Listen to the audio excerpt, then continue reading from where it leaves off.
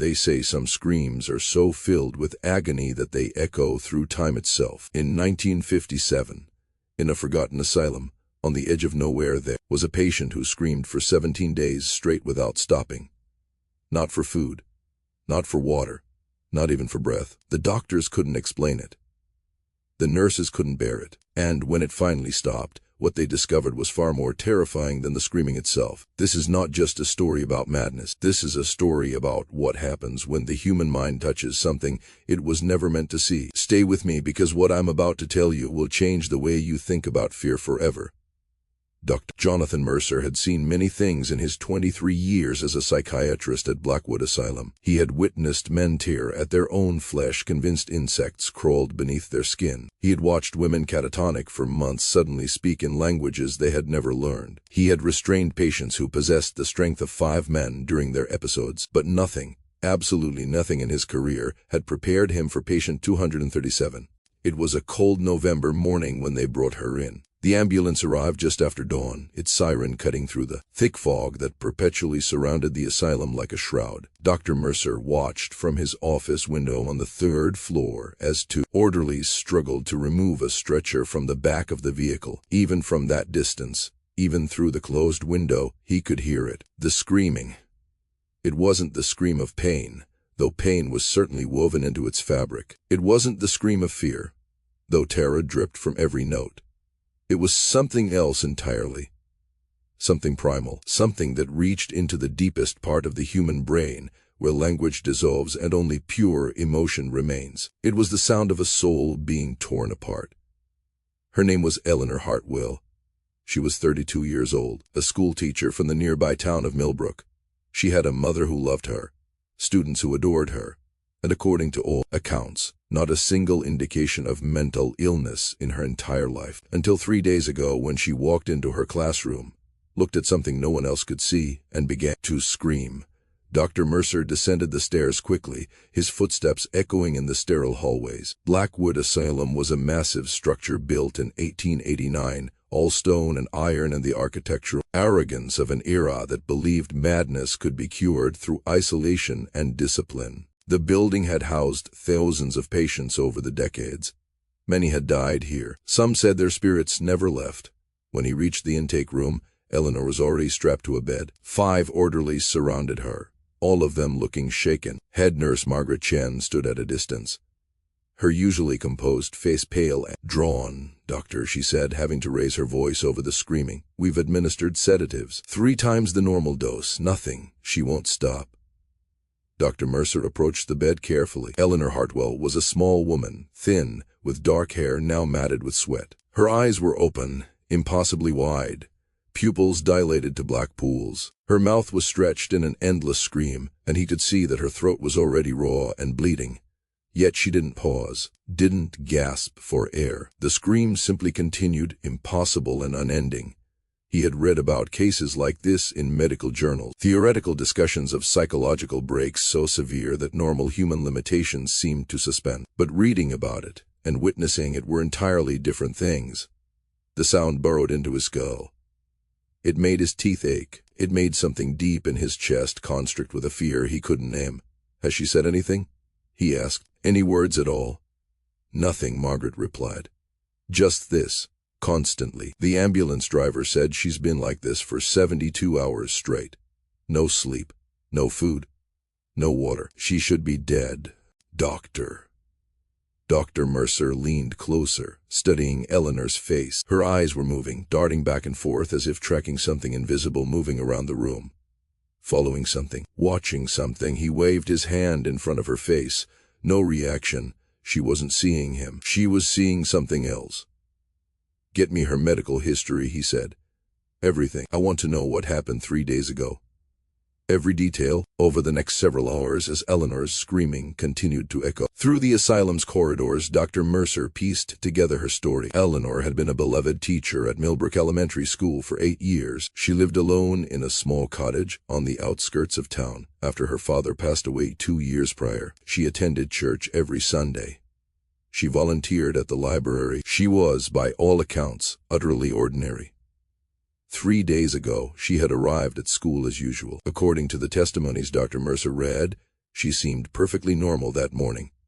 She greeted the other teachers. She prepared her classroom.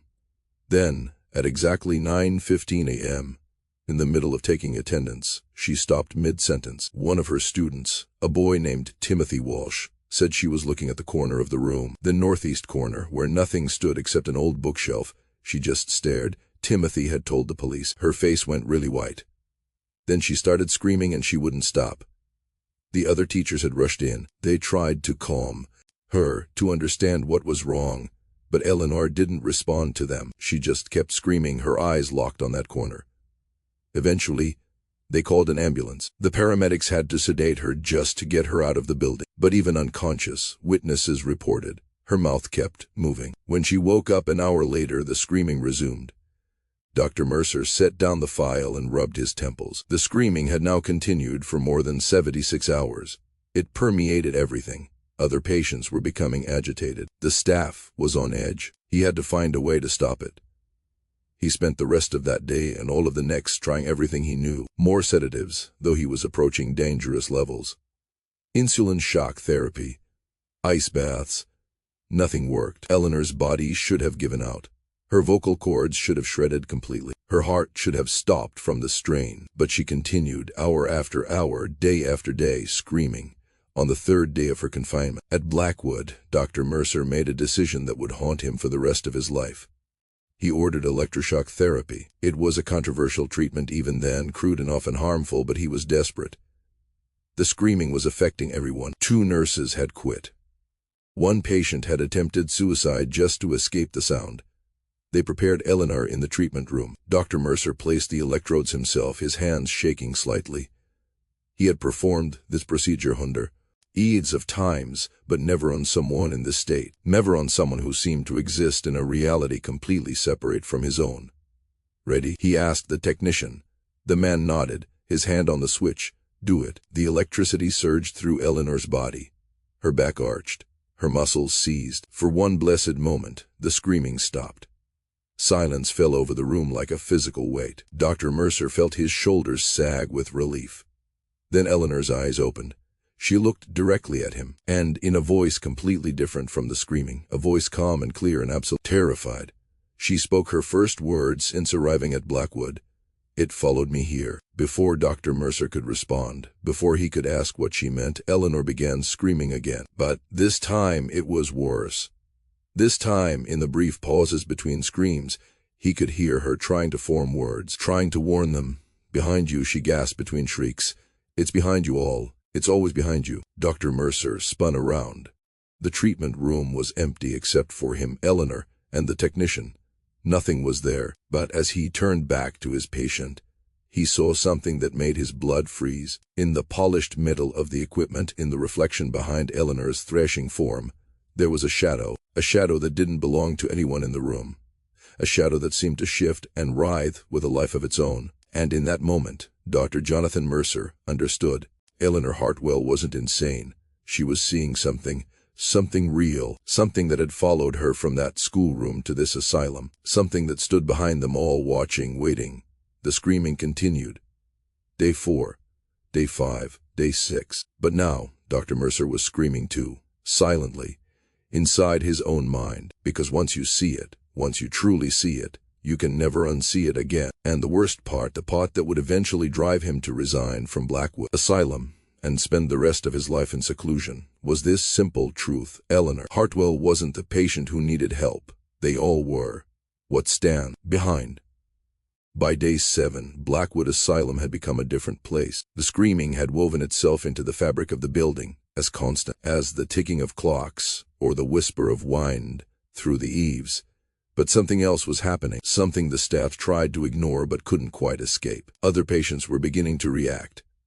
Mrs. Alvarez, in room 114, who hadn't spoken in 6 years, suddenly began whispering the same phrase over and over, "It's watching, it's always watching." Mr. Chan in the violent ward, normally requiring 4 orderlies to restrain, had become completely docile. He spent his days pressed against the corner of his cell, as far as possible from the door, weeping quietly. And young Daniel Cortez, admitted for severe hallucinations, had stopped hallucinating entirely. He sat in perfect stillness, his eye clear for the first time in months, fixed on something just over the shoulder of anyone who spoke to him. Dr. Mercer documented everything with trembling hands. His notes from this period, later discovered in a locked drawer in his abandoned office, reveal a man descending into the same terror that consumed his patient. He wrote about the shadow, about how he could see it now in every reflection, every piece of glass, every polished surface, always behind someone, always watching.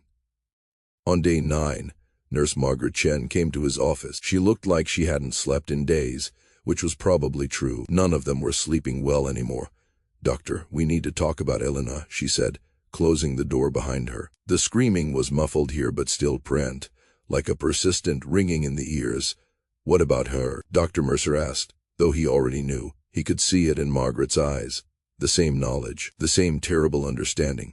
"Her vital signs are impossible," Margaret said, pulling out a chart. "Her heart rate should have given out.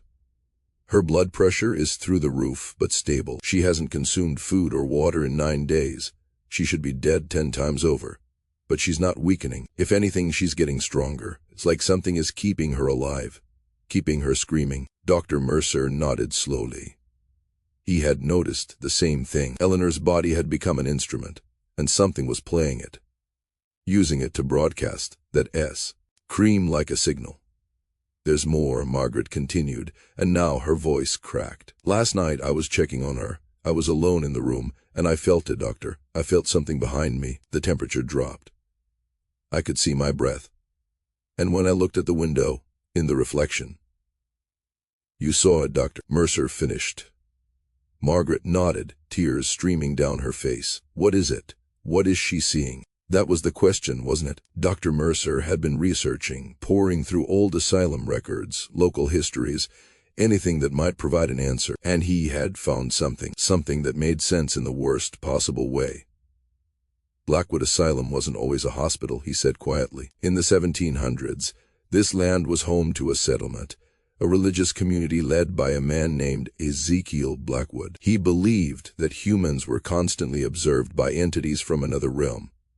Watchers, he called them. He said they stood just outside our perception, studying us, feeding on our awareness of them." "That's insane," Margaret whispered. "Is it?" Dr. Mercer pulled out a crumbling journal from his desk. "Blackwood wrote that most people never see the watchers. We're protected by our ignorance, but occasionally someone's perception shifts. They see through the veil, and once you see them, once you acknowledge their existence, you can never stop seeing them. And they can never stop watching you." "What happened to the settlement?" "One by one, they all went mad." The final entry in this journal describes the last survivor, a woman who screamed for days before she finally died. Blackwood himself wrote that her screaming wasn't from pain or fear. It was a warning, a siren call to others who might see, telling them to look away, to stop seeing, before it was too late. Margaret stared at him. "You think Eleanor saw one of these things?" "I think Eleanor saw something in that classroom, something in the corner. And once she saw it, it latched onto her. It's using her scream to spread, to make others aware, to make others see." As if in response, Eleanor's screaming suddenly changed pitch. Both of them looked up, startled. Through the wall, they could hear her voice forming words again, breaking through the endless shriek. "Don't look, don't see, turn away. Turn away before I tea." The words dissolved back into screaming. Dr. Mercer stood abruptly. "I have to try something." He made his way to Eleanor's room, Margaret following close behind. The hallway seemed longer than usual, the lights dimmer. In every window they passed, Dr. Mercer could see it now. The shadow, always in the periphery, always watching. Eleanor was in the same position she had been for days, strapped to the bed, her body rigid with perpetual tension. But when Dr. Mercer entered, her eyes snapped to him with sudden clarity. The screaming didn't stop, but there was intelligence there. Awareness. "Eleanor," he said, approaching the bed. "Eleanor, can you hear me?" Her eyes blinked once. "Yes." "I need you to stop looking at it," he said. "Close your eyes. Turn away. Break the connection." The screaming intensified. Eleanor's head shook violently. "No, no. No, why not? Why can't you look away?" Tears streamed from Eleanor's eyes. Her mouth kept screaming, but her eyes were pleading, begging him to understand. And then he did. "You can't close your eyes anymore, can you? It won't let you." A single tear rolled down her cheek. Yes. Dr. Mercer felt his sanity threatening to crack completely. The thing Eleanor had seen, the Watcher, it had locked her perception open. She was trapped in a state of permanent observation, forced to acknowledge its existence every moment, and that acknowledgement fed it, made it stronger, made it more real. "Doctor," Margaret said from the doorway, her voice strange. "Doctor, there are more of them now." He turned. Margaret was staring at the walls, at the windows, at every reflective surface in the room. And he saw what she meant. There wasn't just one shadow anymore. There were dozens, hundreds, all of them watching, all of them drawn by Eleanor's scream like moths to a flame. The next 3 days blurred together in a nightmare of rational thought collapsing into primal terror. More patients began to see. More staff members quit, unable to tolerate the growing presence of something they couldn't quite explain. Dr. Mercer tried everything he could think of, covering all reflective surfaces, keeping Eleanor in complete darkness, trying to induce a coma. Nothing worked. On day 14, something changed. Dr. Mercer was in his office, having not slept in over 40 hours, when the screaming suddenly modulated. It wasn't random. It was rhythmic, pattern, communication. He rushed to Eleanor's room. A small crowd had gathered outside, all staring at the door with horrified fascination. Inside, Eleanor had stopped thrashing. She lay perfectly still, her mouth open in that eternal scream, but now the sound was forming words. Complete sentences, a message. They want to be seen. They need to be seen. Every time you notice them, they become more real, more present. They've been waiting so long, standing behind humanity for millennia, invisible, desperate. And now the veil is thinning. Now more will see. The screaming is the door. The screaming is the invitation. And it will never stop. Never stop. Never. Dr. Mercer made a decision then that would define the rest of his life. He walked into that room, past the warnings of his staff, and he approached Eleanor's bed. He looked directly into her eyes. "I'm going to give you peace," he said quietly. Her eyes widened. The screaming faltered for just a moment. "I'm going to help you stop seeing." He pulled a syringe from his pocket. Not sedatives this time. Something else. Something final. It was mercy or murder, depending on your perspective. And Dr. Mercer had stopped caring which. "You don't have to watch anymore," he whispered. He administered the injection. Eleanor's eyes held his as the drug entered her system. The screaming continued for another 30 seconds. Then, slowly, it began to fade. Her body relaxed. The tension left her muscles, and for the first time in 17 days, Eleanor Hartwell stopped screaming. Silence fell over Blackwood Asylum, complete and total silence. It was so sudden, so absolute, that for a moment no one could process it. Then people began to weep, some from relief, some from grief, some from the terrible knowledge of what had just transpired. Dr. Mercer stood over Eleanor's body, his hands steady despite everything. In the window beside her bed, he could still see them, the shadows, the watchers, but they were fading now. Without Eleanor's acknowledgement, without her scream broadcasting their presence, they were losing definition, returning to the periphery of perception, to the corners where most people never think to look. Dr. Margaret said from the doorway. "What did you do?" "I gave her blindness," he replied. "The only cure for seeing too much." The official report stated that Eleanor Hartwell died from complications related to her psychological break. Dr. Jonathan Mercer resigned from Blackwood Asylum 2 days later. He was never seen in public again. According to records, he spent the last 40 years of his life in a small cabin in the woods, all the windows painted black, living in self-imposed darkness. But before he left civilization completely, he wrote one final note. It was found among his belongings after his death in 1997. The note was simple, just 3 sentences. "They are still there, still watching. For the love of God, don't look in the corners." Blackwood Asylum was closed in 1963 after a series of inexplicable incidents. The building still stands, abandoned and rotting on the edge of nowhere. Sometimes, late at night, people driving past claim they can still hear it. Very faint, almost impossible to distinguish from the wind. The screaming. Because some warnings echo forever. Some truths, once spoken, can never be unheard. And some things, once seen, will watch you for the rest of your life. Eleanor Hartwell tried to warn us. She screamed for 17 days, burning out her own humanity like a candle in the darkness, trying to tell us to look away, to stop seeking, to leave the corners of reality unexplored. But we never listened to the warnings. We always look, we always seek, and that's exactly what they're counting on. The next time you're alone in a room, pay attention to the shadows. Notice how they move when you're not quite looking at them. Feel that prickling sensation on the back of your neck, that primal certainty that something is behind you. Most of the time, you'll turn around and see nothing. Most of the time, you're safe in your ignorance. But sometimes, just sometimes, you might see it. Really see it. And then you'll understand why Eleanor Hartwell never stopped screaming. Why she couldn't stop. Why the scream was all she had left. Because once you see what stands behind us all, once you truly acknowledge the watcher, you only have two choices: scream until you die or blind yourself to reality forever. Dr. Mercer chose blindness. Eleanor chose the scream. What will you choose when you finally see them? The answer to that question will determine whether you stay sane or join the chorus of warnings that echo through time, screaming into the void, trying desperately to tell others what you wish you had never learned. They are behind you right now. They have always been behind you. And they are so very patient. Don't look. Please, don't look. But you will, won't you? Humans always do.